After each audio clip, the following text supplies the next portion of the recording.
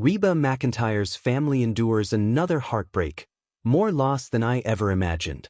Reba McEntire's son and daughter-in-law, Shelby and Marissa Blackstock, are navigating another family loss. Key points. Reba McEntire's family has experienced multiple losses in recent months, including Shelby and Marissa Blackstock's miscarriage. Marissa shared, "I've carried more loss this year than I ever imagined I could." And despite grief, Marissa remains hopeful and received strong support from her community online. A superstar singer's extended family is navigating another heartbreaking loss.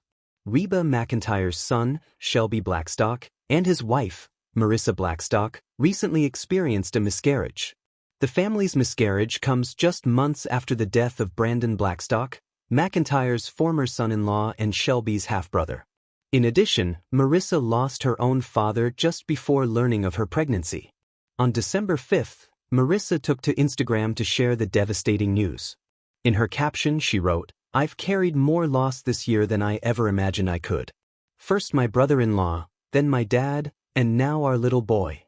She continued, "Grief has a way of reshaping your world, and I've learned that to survive it, you have to search for even the faintest glimmer of meaning, the small silver thread that helps your heart keep going. Our little boy was that for me," Marissa added. She explained that she and Shelby rejoiced at the positive pregnancy test on Thanksgiving morning. Her father had died just the day before. Marissa noted that she and Shelby had been trying to have a baby for 3 years. This was the first time she had experienced a positive pregnancy test. Unfortunately, she lost the pregnancy soon after that positive test. She explained, "Though he began to slip away in the days that followed, and today confirmed what we already knew, he still gave us something precious. What that baby gave the couple," Marissa noted, "was that he showed me that my body can do this. That hope isn't gone." She acknowledged that the miscarriage happened early in the pregnancy. Marissa explained she was sharing the news to acknowledge this for the people who have been excited for us. The ones who followed our journey, our family, our heartbreaks, and our hopes. Life happens quietly sometimes, and it's such a shame we don't talk about it more, she added. Despite the pregnancy loss, Marissa wrote that she's not going to give up on her dream of having a child. Marissa received a lot of support in the comments section of her Instagram post. The Young and the Restless star Tracy Bregman wrote, "I'm so sorry, honey. I've walked this road. I know how deep the heartbreak is. I'm sending you so much love." A supporter shared, "Your baby boy will always be a part of your story. You are the best mom. Your strength and love for him are so evident. Wrapping you in love, my heart is with you." Another comment read, "I am so sorry. That is so much loss in such a short time. I feel your pain. Sending love your way." The Oklahoma sunrise had always felt like home to Reba McEntire, wide, warm, and humming with the soft promise of another day. When she was a girl, she believed that dawn could fix anything. Her daddy once told her that the sun was God's way of reminding folks that no matter what happened in the dark, light would always find a way back in. But on this particular morning, standing on the porch of her family ranch, the sunrise felt dimmer. The birds still chirped. The breeze still carried the faint smell of hay and honeysuckle. Yet something in the air felt heavy, as if the sky itself was pausing, unsure how to break the news the world had not yet said aloud. Reba had always been the strong one, the grounded one, the bridge between past and present in a family that had known more than its share of heartache, from losing her father, Clark, to the unimaginable tragedy that took her band and tour manager decades earlier. She'd lived long enough to understand that grief was a tide. It came. It went. And sometimes, just when you believed you'd learned its pattern, it surged again without warning. She rested her hands on the porch railing, fingers tracing the grooves her father carved years before. Music had taken her everywhere, award shows, arenas, film sets, Broadway stages, but this porch remained the quiet center of her life. When joy came, it came here first.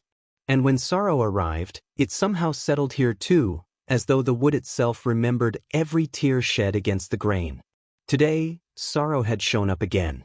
It started with a phone call the night before. One that made her heart drop into a familiar ache. Loss, The kind that blindsided you even when you thought you were past the season of sudden goodbyes. Reba, her sister Susie had whispered on the other end of the line, her voice shaking. "Honey, we've lost someone." Those words, "we've lost someone," never got easier. Even after a lifetime of being the strong one, Reba could still feel her breath leave her body when she heard them. The details were still a blur. A cousin she'd grown up with, once as close to her as any sibling. A horseman, like all McEntires. A storyteller. Someone who could rope a calf before he could spell his own name. They drifted in recent years. Distance, adulthood, the natural spreading of branches from the same family tree. But blood was blood. Memories were memories. And now he was gone. It wasn't just the loss itself, it was the string of losses before it. Her mama. Her old friends. Other family members one by one over the years. A sense of a chapter closing faster than she could turn the pages. "More loss than I ever imagined," she whispered to the empty morning air, her own voice surprising her. Later that afternoon, the family gathered in the old ranch house kitchen. People moved softly around each other, carrying casseroles and folding chairs, the way families always did in Oklahoma when grief came knocking. Every room echoed with pieces of conversations spoken in hushed tones. "He was too young. I saw him just a few months ago. Life's not fair, but God's still good." There were hugs, the kind that lasted a beat longer than usual, and those lingering looks shared only between folks who had sat in this same house grieving before. Reba slipped away to the living room, drawn to the upright piano standing in the corner. The same piano her mama, Jacqueline, used to play. The keys were slightly out of tune, but she loved it that way. Imperfect. A reminder that music, like life, didn't always need to be polished to shine. She sat on the bench and placed her hands gently on the keys. A simple chord drifted out, soft, slow, familiar. A melody she didn't recognize but felt deep in her bones, like a memory she hadn't made yet. Her grief always turned into music before it turned into words. Her niece, Allie, slipped into the room quietly and sat next to her. "You okay, Aunt Reba?" Reba kept her eyes on the keys. "I will be. We all will be. But it just feels like every time we take a breath, we're hit with another goodbye." Allie nodded, tears gathering. "But